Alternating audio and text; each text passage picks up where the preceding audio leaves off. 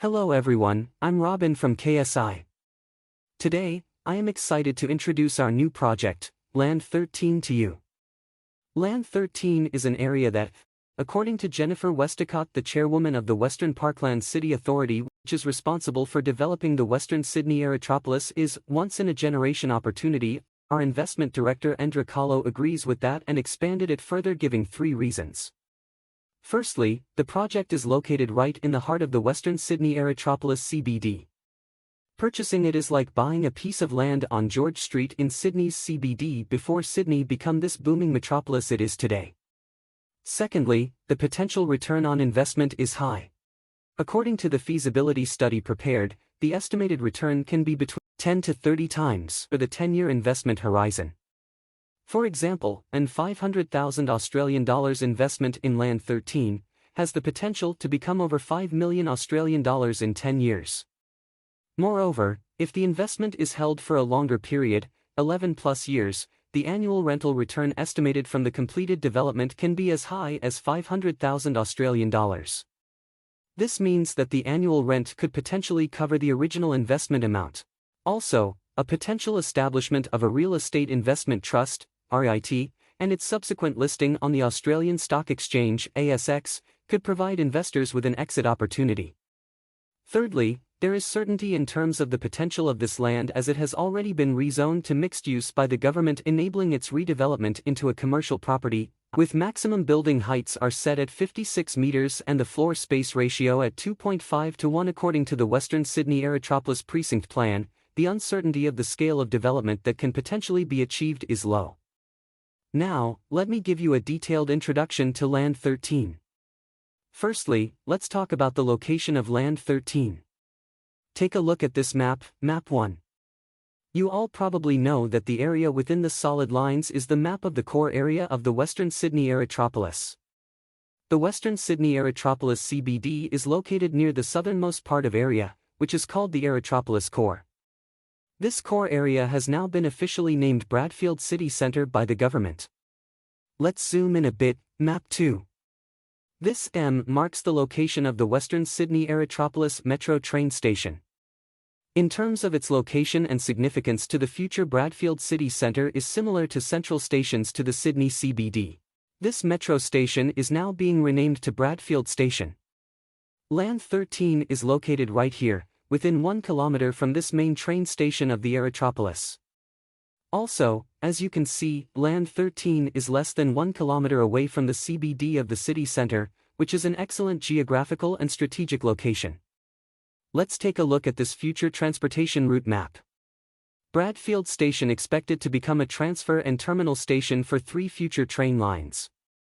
Location 2, Map 3. Now let's move on to the planning and development progress around Land 13. First, let's look at this red area. All the land in the red area belongs to the Australian government. The government plans to develop this land in partnership with the private sector while retaining ownership. The core of the entire Aerotropolis CBD is here, where the Sydney Metro station is located. A new Innovation Square has been planned by the government, which is located next to the station. Innovation Square will have buildings developed and the metro opened by September 2026 to coincide with the opening of the Western Sydney Airport. Land 13 is located here, 1 kilometre away from Bradfield City Centre Station and only 600 metres away from the planned Bradfield South Railway Station. Looking here, this is expected to be the main campus of the new multi-university, which is about 400 metres away. In the future, whether there will be commercial or residential buildings developed on Land 13, there expected to be strong demand either in the form businesses establishing in the area searching for commercial space or from the university's teachers, staff, and students looking for accommodation. This anticipated to result in strong rental demand.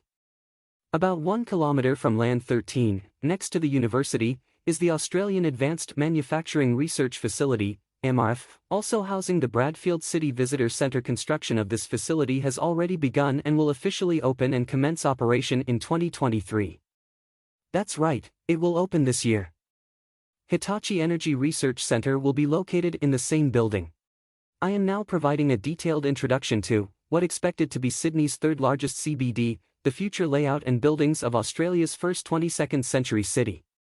These are not just government plans, but projects the government has already committed to, successfully attracted investment for, and are currently being developed. This CBD and surrounding area anticipated to rise rapidly in front of our eyes in the next few years, like the change of the Northwest Growth Center that began in 2009, starting from Kellyville. Now a decade later, the Northwest Growth Center is highly developed, albeit lacking the level of infrastructure investment and coordinated government involvement we see in and around the Western Sydney Aerotropolis. If you missed the opportunity to invest in the Northwest Growth Center, you definitely don't want to miss this chance to take advantage of this transformational development in southwest of Sydney.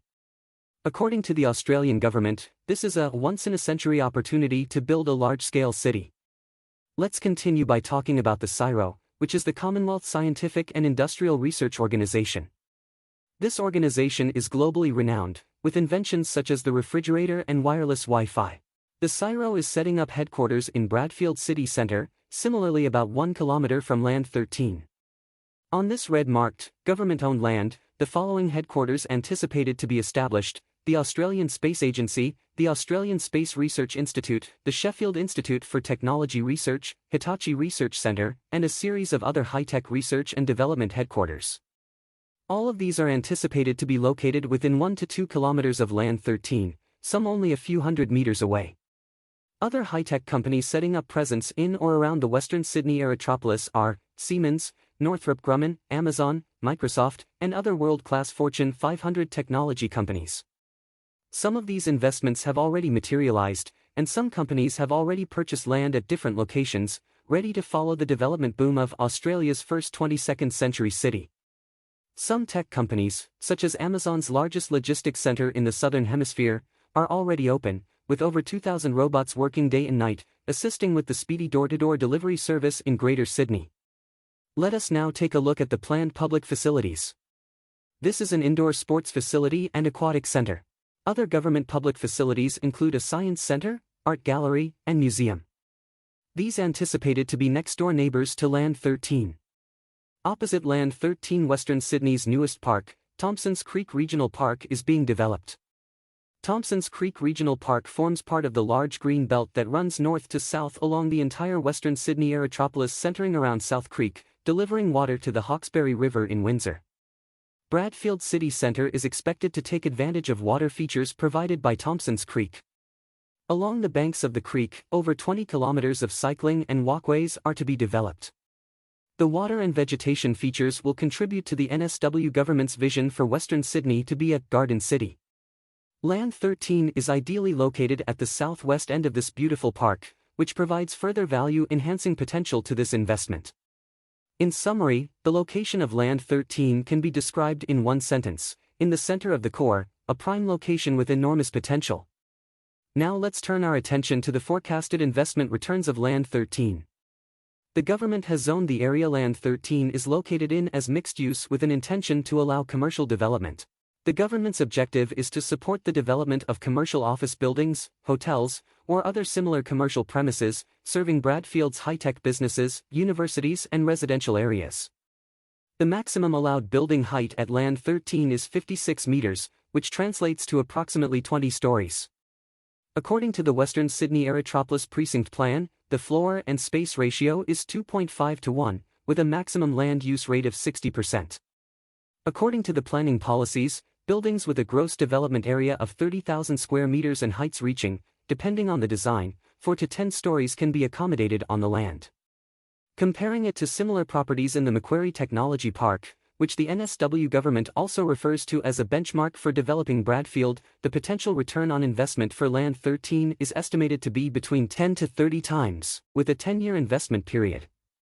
We have prepared a feasibility study with projected investment returns and other related material. These are available for you upon request. Finally, let's talk about the investment process.